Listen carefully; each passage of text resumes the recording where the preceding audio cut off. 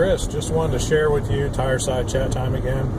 Nothing technical though, just a recent experience I had. I got a call from a lady who was having trouble with her computer, and it just wasn't working right. It just wasn't connecting well to the internet. And so I went over to her house and to pick up the machine, and lo and behold, she had a machine, an IBM, actually an IBM ThinkPad. It was an R51 model that I had sold to her at least probably at some point soon after we first went over to the Raleigh Road Flea Market in Henderson, which was on Raleigh Road, by the way, if you know where that is. It's no longer there, unfortunately, but I reckon that I had sold her that machine about 6 years ago, and it wasn't the machine she called me to work on. It was a newer one. She had gotten a newer Dell at some point in time, but that R51 with Windows XP on it was still working. It was working. It's just fine. I mean, I couldn't believe it. I was like, I'm always amazed when I look, when people call me and they say, well, I bought a machine from you a little while back, and they bring in these old ThinkPads, and of course it just makes me think we made the right decision initially about what we were going to sell and what we weren't going to sell. But to think about that R51, it came out when Windows XP was in its heyday. It came out before Windows Vista. So as far as I can recall, R51s came out in either 2003 or 2004. So, which means that when I got that R51 to refurbish, and I probably got it from a school or a school district. I used to do a lot of that.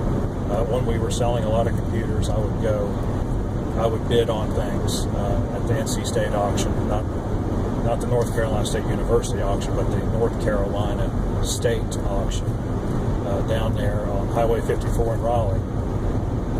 And I would get a lot of those things, and I was always amazed at how many of them still worked. I mean, they didn't have hard drives, maybe the screens were crashed or whatever, but, a very high percentage of them worked. And so, yeah, it's probably where I got that one. But to think that we started at the Raleigh Road Flea Market in 2010, so when I sold her that machine, it was already 6 or 7 years old. And at that time, it was still a very nice machine to have, because Windows XP was still the king. Windows 7 had just come out, but was not making any inroads, and it wasn't making any inroads because the hardware requirements took a huge jump with Windows 7. I don't know if you are familiar, with that time in computer history, but yeah. Actually Vista, that's true. Vista really had the big jump in hardware, and Windows 7 was just a tad bit more. But the thing was that nobody cared about Windows Vista because it sucked so badly. And so nobody bought a computer to get Vista. I mean, the word got out very quickly that Vista was awful. And so, thanks for waiting. People just, I don't even understand. They just pull out right in front of you. There's two kinds of drivers in the world. There's the ones that do what they want, and the rest of us that keep everybody from getting killed. But anyway, I digress. Now I lost my place. Oh yeah, Vista was awful.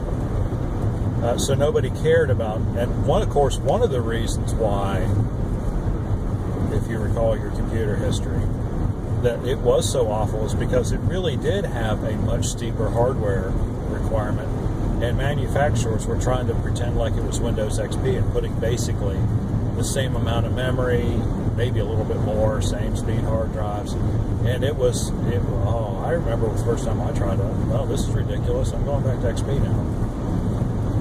So that was part of the problem with it. On the the other part was that it really is just an awful operating system. It's not reliable. It's not dependable. Bad things happen, and there's no reason why. There's no reason why they should happen, but they do happen anyway. So anyway, that's how we got to the year 2010 with a 6 or 7 year old computer designed for Windows XP was still a very valuable laptop to have. I remember I was selling those for 140, 150, 160 bucks. I mean, I still had, when I was buying chassis, if I bought a bare chassis with nothing but the processor, I mean, just no hard drive, no memory, they were 60 or 70 bucks. I mean, it wasn't a whole lot of money in it, to tell you the truth. I mean, but we did it because it was some money, so it was worth doing. But especially when you're selling 10 or 15 a week, that made all the difference in the world. It had a little volume going on there. But anyway, this woman bought this computer,